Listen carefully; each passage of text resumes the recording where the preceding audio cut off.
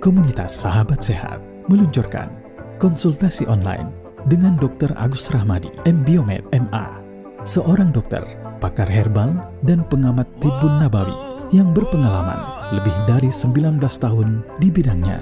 Kunjungi sekarang juga komunitassahabatsehat.com. Komunitassahabatsehat.com, portal resmi Dr. Agus Rahmadi. Persembahan Wihil dan klinik sehat untuk sehat Islami dan alami. Bismillahirrahmanirrahim. Assalamualaikum warahmatullahi wabarakatuh. Alhamdulillahirabbil alamin. Allahumma shalli ala Muhammad wa ala ali Muhammad, amma ba'd. Ya, senang rasanya bisa menyapa kembali pemirsa Umat TV dan juga teman-teman di sini di link Zoom. Hari ini kita bersyukur karena Allah masih memberikan begitu banyak nikmat, nikmat iman, nikmat Islam, dan satu lagi nikmat yang sering kita lupakan yaitu nikmat sehat. Mudah-mudahan pemirsa Umat TV dan sahabat sehat semuanya yang hadir pada Zoom ini diberi kesehatan oleh Allah, dan bagi yang sakit mudah-mudahan disembuhkan oleh Allah. Salawat serta salam kita sampaikan kepada contoh terbaik kita, beri syafaat kita Nabi besar Muhammad SAW, dan juga para keluarga, para sahabat, para tabi'in, dan juga pengikutnya yang setia. Mudah-mudahan kita bisa mendapatkan syafaatnya di yaumil akhir nanti. Amin ya rabbal alamin. Ya, hari ini kita sedikit membahas tentang penyakit lambung, dan ini sudah sering saya sampaikan berulang-ulang, tetapi mungkin ini lebih spesifik lagi terhadap makanannya. Jadi sebagai refresh bahwa penyakit lambung itu banyak. Ya, ada penyakit GERD, ya, asam lambungnya kebanyakan tuh. Penyakit ulkus, luka pada lambung, ya. Kemudian ada gastroparesis, jadi lambungnya sulit bergerak karena ada gangguan persarapan. Kemudian kanker lambung, ya, jadi ada kanker di daerah lambungnya, ya. Jadi penyakit lambung ini cukup banyak. Dan kadang-kadang pun gejala-gejala seperti mual, terus kemudian rasa penuh, tidak nyaman, itu kadang-kadang tidak hanya didapatkan pada penyakit lambung saja. Bisa jadi dia punya penyakit misalnya batu empedu, yang kadang-kadang suka salah nih, ternyata batu empedu. Kemudian perlemakan hati, ya, ataupun misalnya gangguan di daerah hati lain. Itu kadang-kadang memberikan gejala-gejala yang hampir sama dengan orang yang punya sakit MA. Biasanya kalau sering sakit MA berulang-ulang gitu ya, perlu lakukan pemeriksaan lebih lanjut, misalnya dengan pemeriksaan USG dan sebagainya, ya, untuk melihat kemungkinan penyakit lain. Dan kita berpikir, wah ini MA biasa gitu ya, diobati sembuh, muncul lagi, diobati sembuh, muncul lagi, ternyata setelah dicek USG ternyata timbul penyakit yang lain. Nah, ini yang kadang-kadang nggak kita sadarin. Saya pernah mendapatkan pasien yang saya kira itu MA, ternyata dia mengalami penyakit batu empedu. Gejalanya hampir sama, ya, ada nyeri di daerah perut. Cuman kalau empedu khas sekali, yaitu disebut dengan istilahnya itu ya Murphy sign. Murphy sign itu apa ya? Jadi kalau ditekan nih di daerah atas itu nyeri, gitu ya, ketika dia sudah tarik nafas. Nah, ini ciri-ciri khas daripada batu empedu. Maka itu bagi pemirsa Umat TV dan juga sahabat sehat sekalian, kalau seandainya kita punya gejala MA, kemudian MA-nya ini kok nggak sembuh-sembuh, perlu dilakukan pemeriksaan lebih lanjut supaya nanti tepat diagnostiknya. Nah, kita spesifik hari ini ke MA, ya, yang memang diagnosnya adalah gastritis atau radang lambung. Selama ini penyakit MA ini dalam dunia kedokteran pasti diberikan beberapa obat seperti golongan antasid. Antasid itu adalah menetralisir asam lambung. Karena kita tahu bahwa orang yang sakit MA asam lambungnya itu banyak. Jadi pH-nya cukup asam dan kadang-kadang mengiritasi. Maka itu perlu dilakukan pemberian antasid, ya. Antasid itu ada ALOH, MgOH2, ya, contoh-contoh antasid. Intinya adalah dia golongan basah sehingga ketemu dengan asam sehingga menjadi netral. Selain itu juga diberikan beberapa obat yang menghambat pengeluaran asam lambung. Macam-macam tuh ya, ada ranitidin, simetidin, famotidin, ya. Tambah lagi mungkin omeprazol, lansoprazol. Ini contoh obat-obatan yang cara kerjanya seperti itu. atau diberi dengan penutup luka seperti sukralfat, bismut, gitu ya. Itu contoh-contohnya, ya. Dan konsep pengobatan itu memang menolong untuk kondisi-kondisi darurat. Tapi kalau terus-menerus diberikan obat-obat itu perlu dipertimbangkan efek sampingnya. Ditambah lagi obat yang tadi saya sebutkan sifatnya bukan menyembuhkan. Konsepnya adalah hanya mengobati gejala pada saat. Tapi titik permasalahannya adalah di luka pada lambungnya. Kenapa timbul luka pada lambungnya? Mungkin bisa disebabkan karena banyak faktor. Pola makan kita yang ngawur gitu ya. Pola makan kita yang ternyata menyebabkan iritasi pada daerah lambung, ataupun karena obat-obatan. Nah, ini yang kadang-kadang sering kita tidak sadari. Misalnya obat penghilang nyeri, obat bengkak, gitu ya. Terus kemudian pemberian antibiotik. Nah, ini beberapa obat yang ternyata bisa mengiritasi lambung. Misalnya obat-obatan yang sifatnya bengkak, obat bengkak, itu juga kadang-kadang atau peradangan itu mengiritasi lambung. Misalnya golongan obat steroid atau golongan-golongan yang NSAID, itu juga mengiritasi lambung.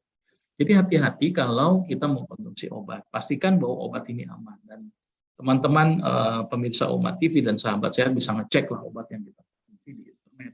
Lihat efek-efeknya. Itu yang perlu diwaspadai. Ya, atau juga bisa disebabkan karena pola makan kita yang tidak tepat, ya, ngunyahnya cepat-cepat gitu ya, terus kemudian lapar yang sangat gitu ya, kecuali puasa ya, kalau puasa ada hubungan dengan niat gitu ya. Nah, itu beberapa yang harus diperhatikan. Nah, bagaimana dengan pola makannya? Nah, ini yang menjadi penting. Tapi sebelumnya saya coba terangkan tanaman obat apa yang spesifik untuk penyakit lambung. Kalau kita melihat tadi dari cara kerja obat-obatan konvensional, nah pengobatan herbal pun juga konsepnya hampir sama, cuman ada sedikit perbedaan. Ya, obat yang paling baik salah satunya yang sudah ada ujinya, baik uji praklinis ataupun uji klinis, yaitu dengan menggunakan temulawak dan kunyit. Ya, dan ini uniknya temulawak dan kunyit, selain dia bersifat basa yang bisa menetralisir daripada asam lambung, ternyata dia juga memiliki efek penutup luka, hampir sama dengan sukralfat, hampir sama dengan bismut, gitu ya, nutupin luka. Ya, ditambah lagi ada yang unik ini dari fungsi kunyit yang ini tidak didapati dari obat-obat konvensional. Ya, ternyata kunyit itu mampu merangsang regenerasi daripada mukosa lambung. Ya, dan uniknya lagi, nah ini yang paling unik, dia memiliki efek anti radang. Padahal obat anti radang kalau diberikan pada orang yang sakit lambung malah mengiritasi lambung, tetapi obat radang yang dihasilkan pada kunyit malah mengurangi peradangan, terus kemudian tidak mengiritasi lambung. Nah, ini uniknya sekali ini.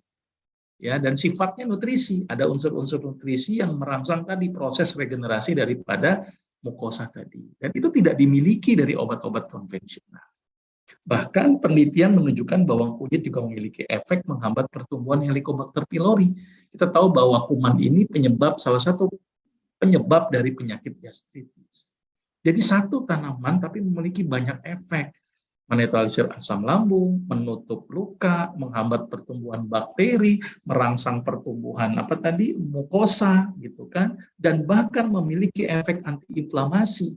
Padahal kita tahu bahwa orang yang sakit lambung terjadi peradangan, kalau dikasih antiinflamasi malah tambah rusak golongan NSAID dan golongan steroid. Nah, ini antiinflamasi yang dihadirkan dari kunyit malah sangat bagus untuk. Jadi ini sangat unik. Nah, disinilah peran ketika mulai muncul kambuh nih, bingung nih. Ini kalau lagi kambuh nih apa yang harus kita lakukan gitu. Tapi sebelum itu saya coba terangkan dikit makanan apa yang aman, makanan apa yang tidak aman. Gitu ya. Makanan apa yang aman dan makanan apa yang tidak aman.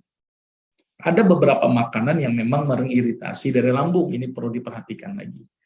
Ada beberapa makanan yang akan mengiritasi lambung. Misalnya apa? Cabai.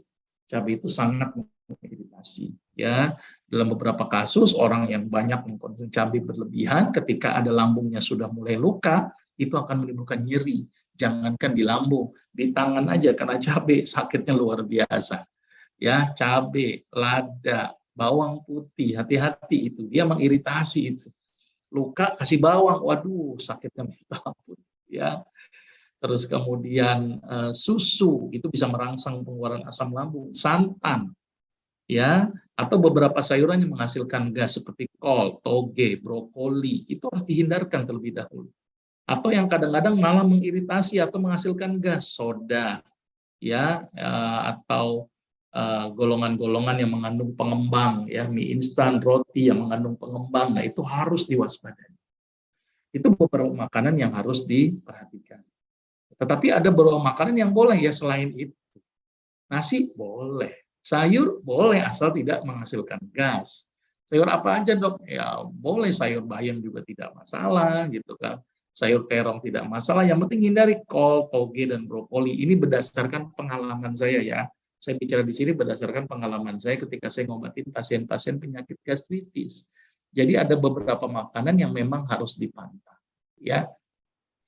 Nah, terus kemudian bagaimana kalau pada saat kita sakit mah, apa yang harus kita lakukan?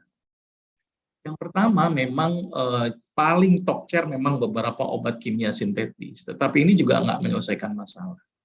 Jadi ketika pada saat kambuh yang nyeri luar biasa, segeralah saja itu temulawak dan kunyit dikupas, dipotong kecil-kecil, direbus ya ukuran 2 jari kurang lebih, 3 gelas air menjadi 1 gelas. Coba dikonsumsi dulu. Sambil kita dibikin rileks, santai gitu ya. Masih tidak berespon juga gitu kan, misalnya nggak berespon juga, coba deh misalnya dicoba lagi sekali lagi dengan nambah minumnya, tapi dengan air hangat. Coba berespon apa tidak. Kalau memang tidak berespon, mau tidak mau ya harus diberikan obat-obat kimia sintetis untuk sementara waktu. Jadi dari materi kita hari ini, makanan-makanan apa yang dibolehkan pada saat nyeri ya, tadi selain yang dilarang, itu saja. Ada beberapa buah yang sangat bagus sebenarnya untuk kasus penyakit gastritis, seperti pepaya, melon, itu sangat aman ya. Alpukat harusnya aman, tapi ada sebagian orang yang tidak nyaman. Nah, saran saya biasanya pada orang yang sakit gastritis, buah yang saya rekomendasikan adalah pepaya dan melon. Itu yang paling aman sebenarnya. Dibandingkan dengan buah-buah yang lain cukup berisiko. Ya. Nah, ini gambaran sedikit tentang apa saja yang harus kita konsumsi dan apa saja yang tidak harus dikonsumsi. Dan saya yakin pemirsa Umat TV sudah memahami ini karena saya sudah berkali-kali untuk tampil untuk masalah penyakit lambung gitu ya. Intinya adalah lakukan pantangan-pantangannya gitu kan. Secara garis besar tadi yang merangsang sama ikuti makan cara Nabi. Pakai tangan 3 jari, ngunyahnya yang lama, jangan telat makan, jangan makan kekenyangan gitu ya. Terus makan juga jangan buru-buru gitu kan, ngunyahnya yang lama. Nah, ini cara-cara yang sederhana tetapi ternyata ini sangat membantu proses pencernaan. Kira-kira begitu Pak Anwar.